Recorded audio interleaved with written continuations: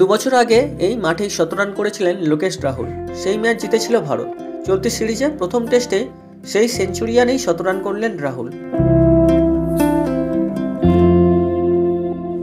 যে পিচে বাকি ব্যাটসম্যানরা আউট হলেন একের পর এক, সেই পিচে সাবলীলভাবে ব্যাট করলেন রাহুল। 6 মেরে পূর্ণ করলেন শতরান। প্রথম ইনিংসে 245 রান করল ভারত। 8 উইকেটে 208 রান থেকে দ্বিতীয় দিনের খেলা শুরু করে ভারত। সেই সময় 70 রানে ব্যাট করছিলেন রাহুল। তাকে সঙ্গ দেন সিরাজ। 89 রান থেকে 6 মেরে 95 রানে পৌঁছন লোকেশ রাহুল। কিন্তু সেই ওভারে আউট হয়ে যান সিরাজ। বাকি ছিলেন একমাত্র প্রসিদ্ধ কৃষ্ণা। কোনো রকমে নিজের প্রান্ত ধরে রাখেন তিনি। সেই ওভারে শেষ বলে 6 মেরে শতরান করেন রাহুল।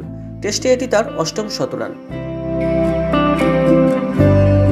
আগের দক্ষিণ আফ্রিকা সফরেও এই সেঞ্চুরিয়ানেই শতরান করেছিলেন রাহুল। সেই স্মৃতিকে আবার ফিরিয়ে আনলেন তিনি। 100 রানের মধ্যে 80 রানই এসেছে বাউন্ডারিতে।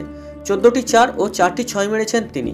পরের ওভারে আবার বড় শট মারতে গিয়ে আউট হন রাহুল। সেই সঙ্গে 245 রানে ভারতের ইনিংস শেষ হয়ে যায়।